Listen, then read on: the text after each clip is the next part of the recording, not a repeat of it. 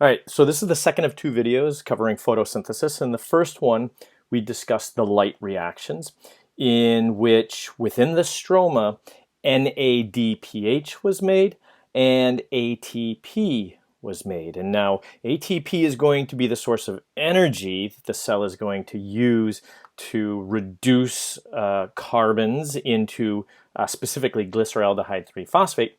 And NADPH is going to be the source of electrons and hydrogens that is going to go into reducing the carbons of carbon dioxide into glyceraldehyde 3-phosphate. So this is called photosynthetic carbohydrate biosynthesis, or CO2 assimilation, or the Kelvin cycle, or the dark reactions. So all of this is synonymous. And here we are. We have the outer membrane of the chloroplasts, we have the inner membrane of the chloroplasts, and then we have the thylakoid membrane of the chloroplasts. And the light reactions took place within the thylakoid membrane, so they were transmembrane proteins that were part of the thylakoid membrane. And due to a proton gradient, ATP was synthesized, and stealing electrons from water to NADPH, we have NADPH here within the stroma. And now what we're going to look at is using the energy of ATP, using the energy of NADPH, taking 3 CO2, running them through this what's called the Kelvin cycle, and making the 1,3 carbon molecule glyceraldehyde 3-phosphate. Now, that triose phosphate, that glyceraldehyde 3-phosphate within plants, can then go on to do pretty much anything. You could use glycolysis for for energy.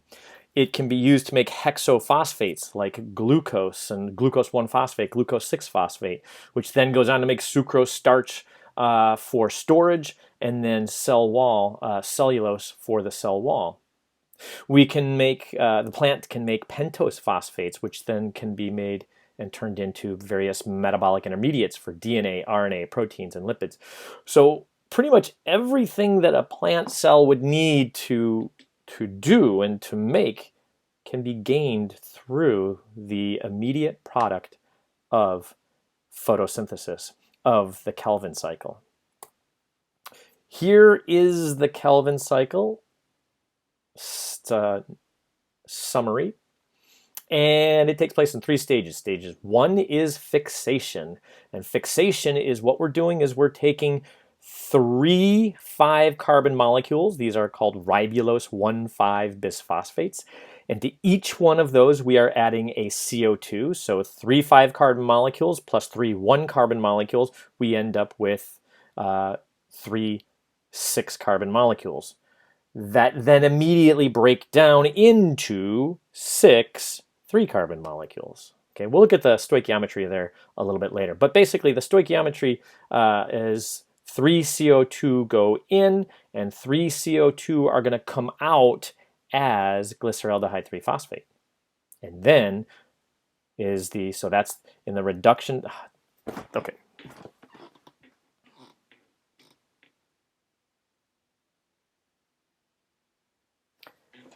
CO2 assimilation has 3 phases, as we can see here. The first is fixation, in which CO2 is being added onto an organic molecule.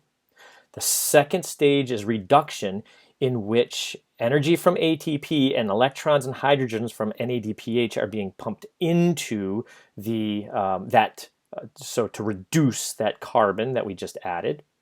And then we have the regeneration stage, where one of those 3-carbon molecule, specifically glyceraldehyde 3-phosphate, leaves the system and can be used. And that carrier molecule, that organic carrier molecule that grabbed the CO2 in the first place, is regenerated. Let's take a closer look.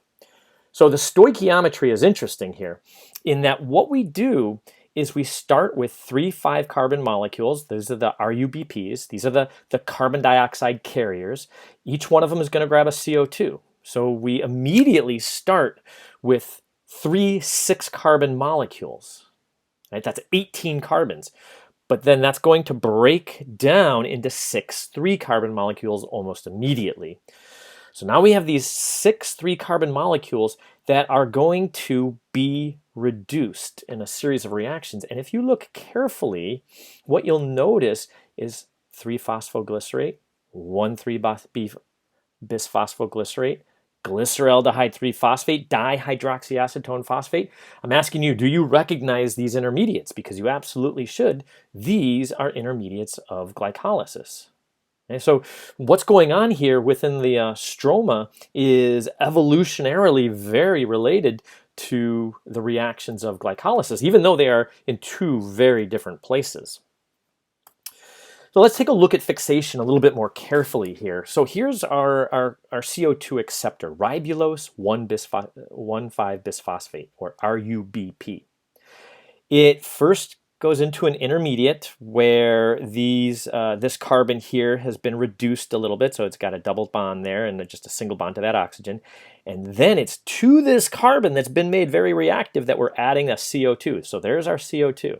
Now this is happening 3 times to 3 different RUBPs. Now we have a 6-carbon molecule, right, after the addition of that CO2, but that immediately breaks down into 2 3-carbon molecules. So what we're going to have then is 6, so stoichiometrically, 6 3-carbon molecules, 6 3-phosphoglycerates. Now, those 3-phosphoglycerates are going to continue to be reduced using the energy from ATP, and this should be NADPH. I've just basically shown you the reactions from glycolysis here. And we're taking 3-phosphoglycerate and turning it into 1,3-bisphosphoglycerate. We're taking that 1,3-bisphosphoglycerate and we are turning it into glyceraldehyde 3-phosphate. One of those, right, there's 6 of them. One of those 6 glyceraldehyde 3-phosphates leaves the cycle. That's going to be used to do something. That leaves us with 5 glyceraldehyde 3-phosphate molecules left. That's 5 times 3, 15 carbons. So the next step then is to take those 5 3-carbon molecules and to turn them into 3 5-carbon molecules. So we're going from 5 glyceraldehyde 3-phosphates and we're going through a series of complex reactions where we're adding carbons and taking away carbons until we eventually end up rearranging these 5 glyceraldehyde 3-phosphates into 3 ribulose 1,5-bisphosphates. And I ask you, what are these reactions similar to? Right? So think about what these reactions are similar to, where we're taking a group of molecules and we're rearranging them to keep the same number of carbons, but we're changing the makeup of those molecules. And I'll let you think on that.